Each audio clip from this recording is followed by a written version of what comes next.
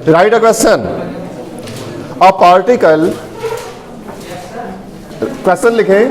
A particle executes SHM. A particle executes SHM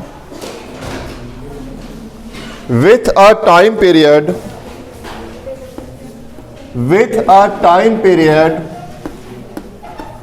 2 seconds. With a time period 2 seconds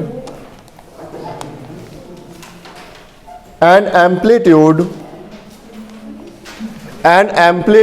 5 centimeter. And amplitude 5 centimeter. Find its displacement. Find its displacement.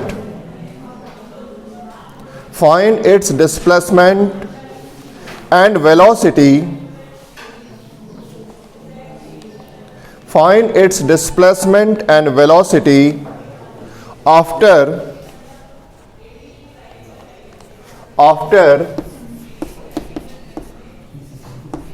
1/3 seconds. After 1/3 seconds, starting from mean position.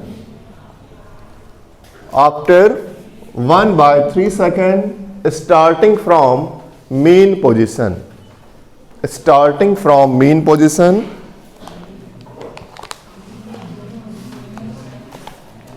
तो यहां पे आपको time period दिया है, amplitude दिया है और T की वैल्यू दिया है.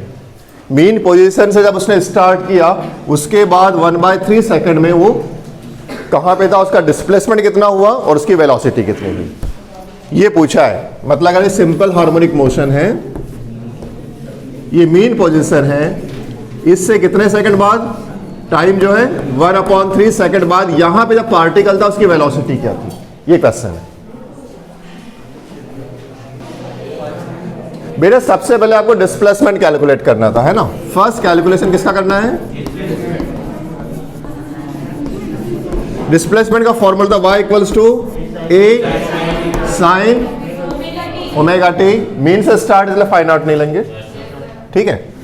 अब यहां पे आप देख रहे हैं कि ओमेगा तो नहीं दिया है लेकिन टी दिया है, तो आप यहां पे ये वाले फॉर्मूले यूज कर सकते हैं ना. Omega = 2πf, it means 2π/t. तो ओमेगा को मैं 2π/t से रिप्लेस कर दूं तो ये हो जाएगा y = a sin 2π/t t. अच्छा, t की वैल्यू कितनी दिया है, 2 सेकंड दिया है, यहां 2 लिख दूं, 2 से 2, y = a sin कितना हो गया, जस्ट मिनट, t की वैल्यू 1/3 है, ये हो जाएगा π/3 मतलब 180/3 60. तो y = a sin 60 की वैल्यू a दिया हुआ है, a कितना है, 5 इंटू sin 60 की वैल्यू √3/2. आप कर लो सॉल्व, पॉइंट में आंसर दो कितना आ रहा है. √3 की वैल्यू कितनी होती पता होगा, वेरी गुड. तो इसमें मल्टीप्लाई करो, आंसर दो. आंसर आ जाएगा 4.33 सेंटीमीटर. सिंपल था ना.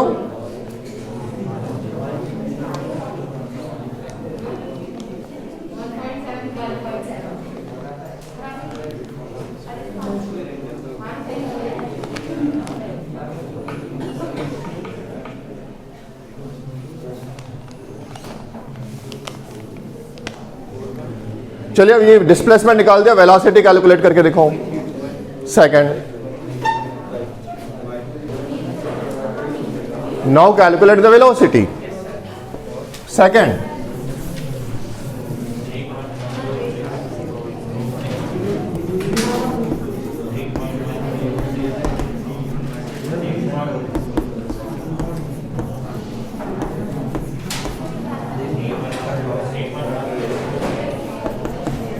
ओमेगा कितना था, 2 pi by T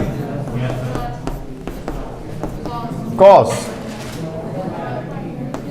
2 pi by T, और टी कितना है 1.3। कर लीजिए सॉल्व अब इसको।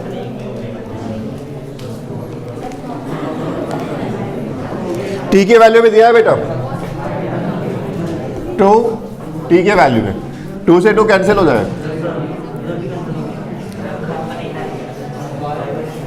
एम्पलीट्यूड भी दिया है 5 इंटू पाई कॉस 2 से 2 कैंसिल पाई बाय 3। आप तो निकाल सकते हो ना, सिंपल है। दो जल्दी आंसर। आगे answer 5 into 3.14 cos pi by 3 मतलब 180 बाय 3 60, कॉस 60 मतलब cos 60 1 by 2।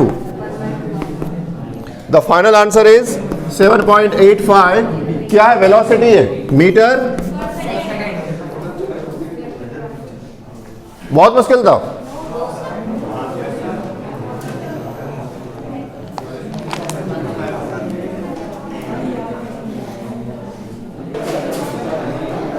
नेक्स्ट क्वेश्चन लिखें। A particle oscillating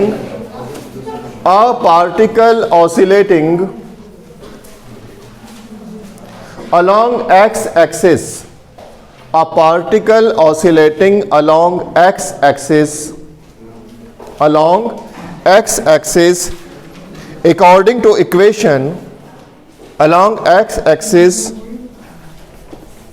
according to equation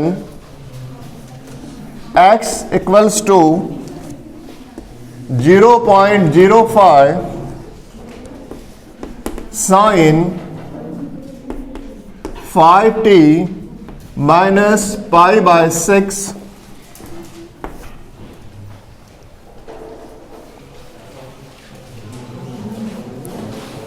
where x is in meter,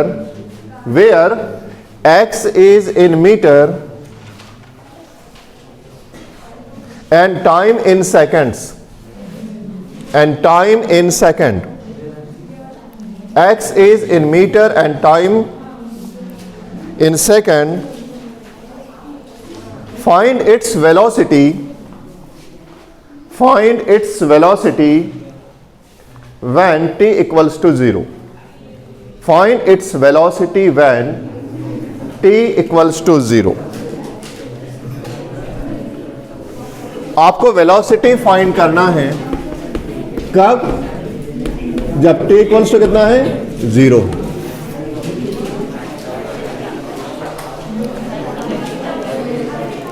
क्या आपके पास वेलोसिटी का फॉर्मेट है, इक्वेशन है? वेलोसिटी का क्या इक्वेशन था बोलो? v equals to a omega cos omega t, और डिस्प्लेसमेंट का भी एक इक्वेशन है। क्या था डिस्प्लेसमेंट का equation? a sin omega t। बस इसके नीचे लिखिए, कंपैरिजन करना आसान होगा। पहले मैं उसको लिखता हूं क्योंकि डिस्प्लेसमेंट का इक्वेशन है ना। क्या बोले डिस्प्लेसमेंट का equation? a sin omega t minus phi naught. बेटा अगर हम इससे इसको कंपेयर करें, अब आप बोलेंगे सर यार x क्यों है y क्यों नहीं? क्योंकि वो ऐसे जब इस बार ऐसा हो रहा है हॉरिजॉन्टल, पहले कैसा था वो वर्टिकल के लिए था, तो कंफ्यूज नहीं होना x और y से। इस केस में a की वैल्यू कितनी हुई बताओ? 0.05। ओमेगा की वैल्यू कितनी है? और फाई नॉट की वैल्यू कितनी है? तो इक्वेशन से बहुत सारा डाटा दिया था इस बार, थ्योरी में नहीं बल्कि इक्वेशन में डाटा था। क्लियर है यहां तक सबको? ये वैल्यूज आपके पास आ गई। अब कैलकुलेट क्या करना है? वेलोसिटी बोला है ना। वेलोसिटी का फॉर्मूला क्या है? a omega cos omega T plus phi naught, अगर जरूरत है तो। इस इक्वेशन में ये जो फाई नॉट की वैल्यू नेगेटिव है, इसका मतलब समझ रहे हो, समझाया था मैंने। ये जो पार्टिकल है ये टी की पोजीशन है, इससे पहले स्टार्ट हुआ होगा, मतलब यहां से उसने काउंटिंग स्टार्ट की है। टी इक्वल्स टू 0 यहां होगा, तब इसको फाइनाइट को माइनस करते थे। ये थीटा था, याद है आपको, ये फाइनाइट था, ये सिचुएशन दिखाया था मैंने आपको। तो इक्वेशन बता रहा है कि यहां पर कुछ, यहां से काउंटिंग स्टार्ट हुई। तो क्या इस इक्वेशन में हम ये वैल्यूज पुट कर सकते हैं जो जो आपके पास है? इसको आगे सॉल्व कर सकते हो, करके देखो। सबसे पहले जो जो वैल्यूज है पुट कर दें। ए की वैल्यू कितनी है? ओमेगा की वैल्यू 5, कॉस ओमेगा की वैल्यू 5, टी 0, फाई नॉट की वैल्यू माइनस में है, कितनी? 5/6। कितना हो जाएगा ये? 25, 0.25 कॉस 5/6 मतलब कितना हो गया? 30। कॉस 30 लिख दो या कॉस 5/6 लिख दो? पर किसमें वैल्यू है? नेगेटिव है। माइनस 5/6 मतलब 30। कॉस 30 की वैल्यू बोलो। √3 0.25 इंटू √3/2 कितना आ जाएगा? इसको अपन लिख सकते हैं 1/4, 25/100 ना, √3, तो v इक्वल्स हो जाएगा √3/8 मीटर पर सेकंड। अगर यूनिट नहीं लिखा तो नंबर कटेंगे।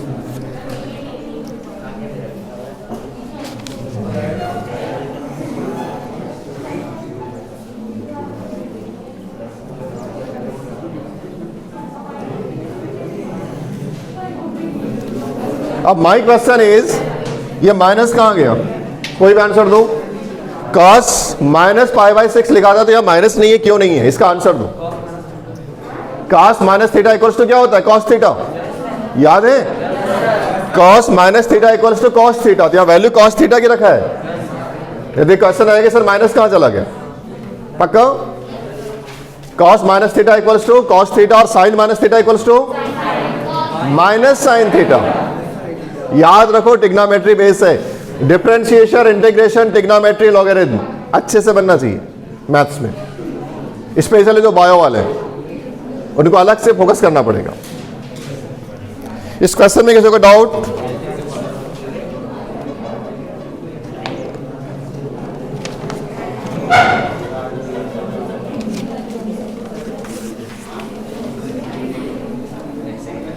कोई डाउट नहीं? चलें आगे। अभी तक आपने एसएचएम के लिए नोट किया बेटा?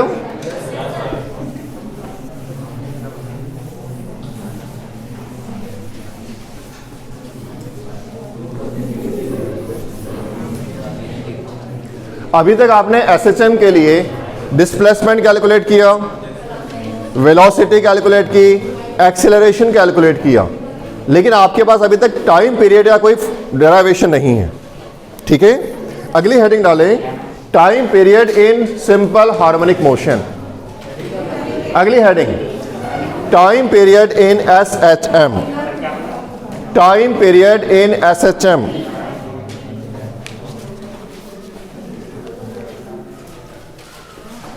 एक्सेलरेशन इक्वल्स टू क्या होता है? Minus omega square Y. यहां पर एफ किसको डिनोट कर रहा है? एक्सेलरेशन को। Omega Y negative sine direction. The direction of acceleration is opposite to, direction of acceleration is opposite to displacement. ठीक है, क्योंकि इसको आप ऐसे भी तो लिख सकते हैं, F is proportional to minus Y, क्योंकि तो कांस्टेंट था।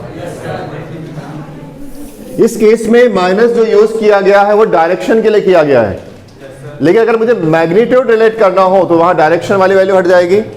तो अगर मैं केवल मैग्नीट्यूड की बात करूं तो फॉर्मूला क्या हो जाएगा, F equals to omega square by. तो माइनस क्यों हटा, क्लियर हुआ? क्योंकि यहां पे मैंने मैग्नीट्यूड लिया है, वेक्टर क्वांटिटी नहीं ली है। एकदम क्लियर यहां तक? तो इस केस में मैं ओमेगा स्क्वायर इक्वल्स टू क्या लिख सकता हूं, F अपॉन वाई।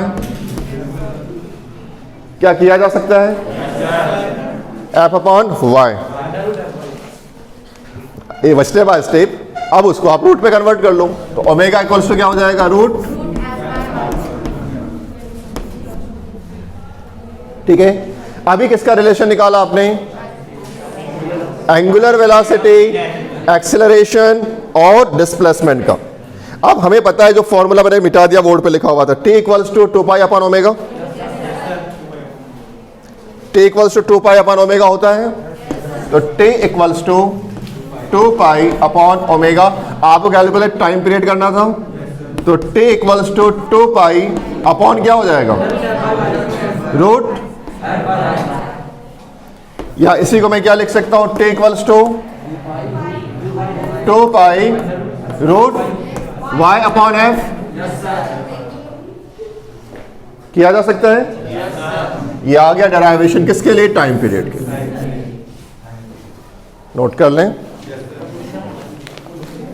इसका मतलब क्या हुआ, अगर आप इसको थ्योरी में बोले तो टाइम पीरियड किसके इक्वल हो सकता है, 2 pi root displacement upon acceleration. याद रखना, लिख लो चाहो तो, displacement upon acceleration.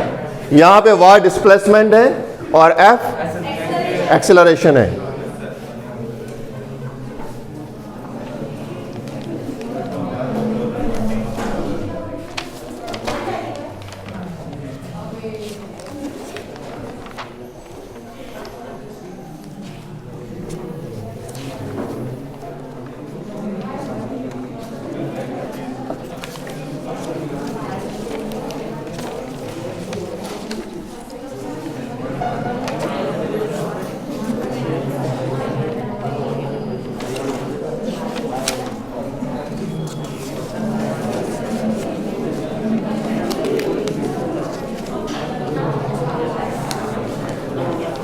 Complete.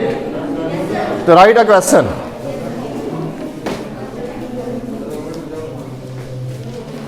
Note कर ले आराम से।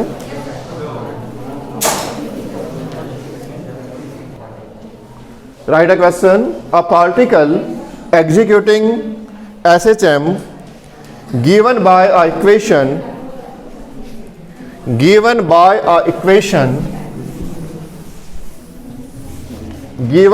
a equation x equals to a sine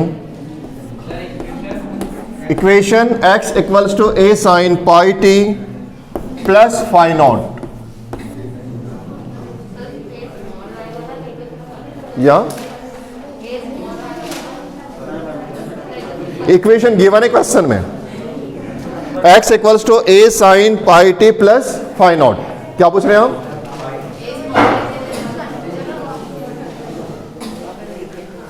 अच्छा इस पे कंफ्यूजन होगा। बेटा ये देखो क्वेश्चन में गिवन है, आप क्वेश्चन को तो नहीं बदल सकते, वो तो जैसा दिया है। आपको ध्यान रखना पड़ेगा कि कभी एम्पलीट्यूड a हो सकता है, कभी एम्पलीट्यूड a हो सकता है, कि क्वेश्चन का काम ही घुमाना है। आपको फोकस होना चाहिए कौन सी चीज कहां लग रही है। The initial displacement of particle is the initial displacement of particle is the initial displacement of particle is 1 centimetre. Initial displacement of particle is 1 centimetre, 1 centimeter, and any and its initial velocity is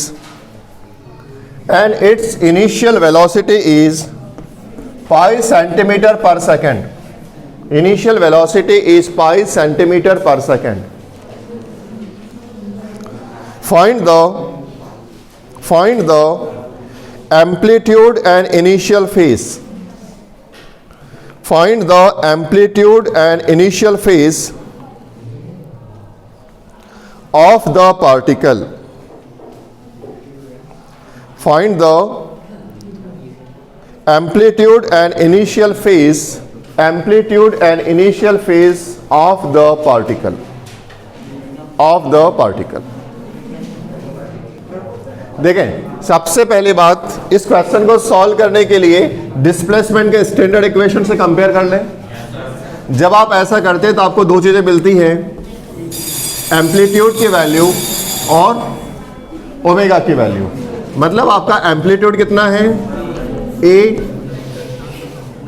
और omega कितना है पाई।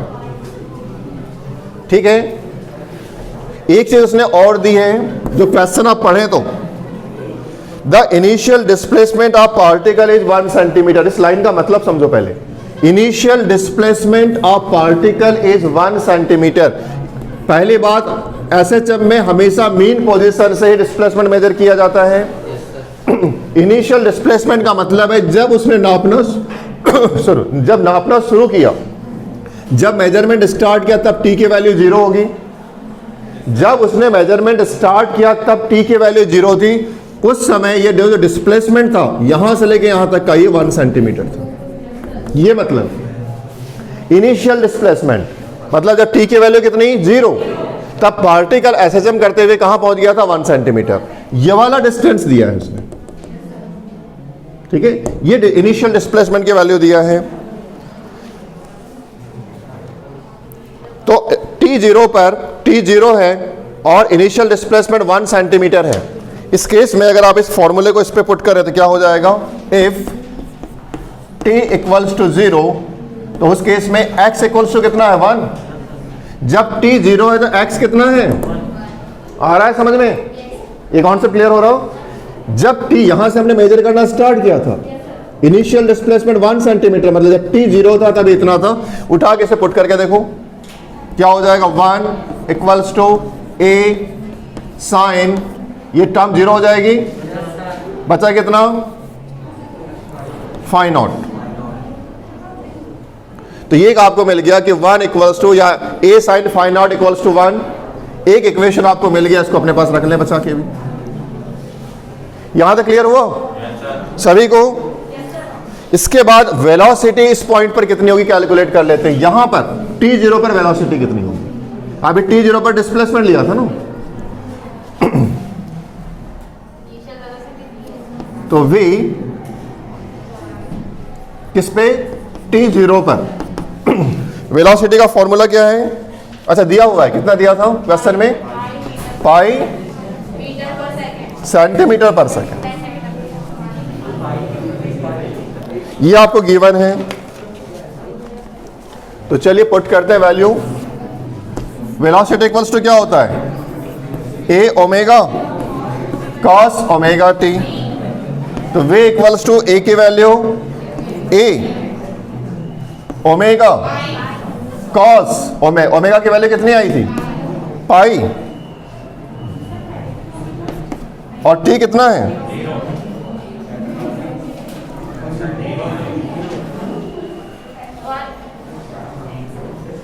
अच्छा एक बात ध्यान रखें, जब ये इनिशियल डिस्प्लेसमेंट हो रहा है इसमें फाइनाइट लेना पड़ेगा। क्यों, समझो जरा इसको।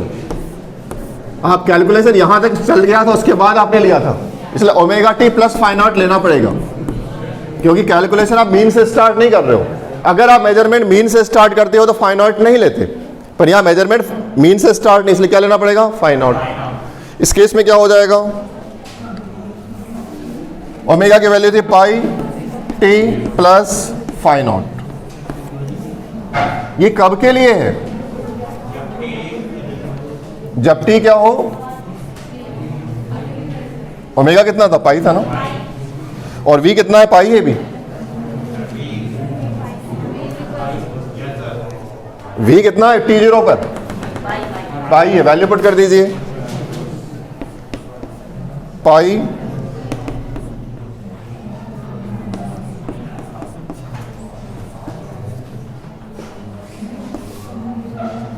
टी के टर्म में 0 हो जाएगा, टी इक्वल्स टू 0 पे बचेगा कितना, फाई नॉट। पाई से पाई कैंसिल, तो इस केस में जाएगा 1 equals to a cos phi naught. ये हो गया सेकंड इक्वेशन। आपके पास अब दो इक्वेशन आ गए बेटा। एक आया था 1 equals to a sin phi naught और दूसरा आया 1 equals to a cos phi naught. ऐसा कुछ करो कि इसे सॉल्व हो जाए और हमको a मिल जाए।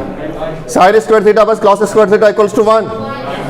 इस केस में इक्वेशन 1 और इक्वेशन 2 का स्क्वायर करके जोड़ दो तो हो जाएगी प्रॉब्लम सॉल्व। तो चलो करते हैं बाय इक्वेशन 1 प्लस इक्वेशन 1 का स्क्वायर प्लस इक्वेशन 2 का स्क्वायर। 1 प्लस 1 1 प्लस 1 1 प्लस 1 कितना होगा 2 equals to a sin phi naught का स्क्वायर प्लस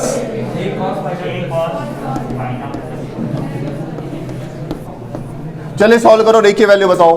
अब सिंपल है,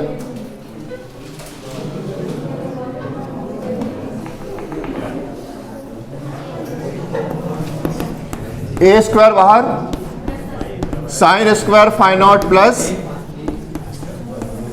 ये हो गया 1, इसलिए ए इक्वल्स टू √2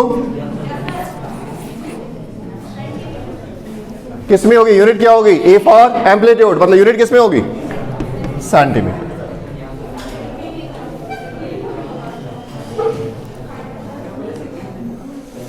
ये आपने निकाल लिया, यहां तक नोट कर ले, फिर आगे चलते हैं। यहां तक नोट किया। 9 क्वेश्चन का सेकंड पार्ट आपसे पूछता है कि what is initial face. Initial face मतलब किसकी वैल्यू पूछ रहा है, फाइ नॉट के वैल्यू पूछ रहा है। ठीक है, बहुत सारे तरीके हो सकते हैं, सबसे आसान तरीका होगा इक्वेशन 1 से निकाल लें। तो इक्वेशन 1 क्या है, A sine phi not equals to कितना 1। ए की वैल्यू आपने निकाली कितनी, तो मैं लिख सकता हूं ना sine phi not equals to 1 upon √2। तो फाइ नॉट इक्वल्स टू कितना खुद ही बता दो, 1/√2 किसकी वैल्यू होती है, साइन 45 होती है।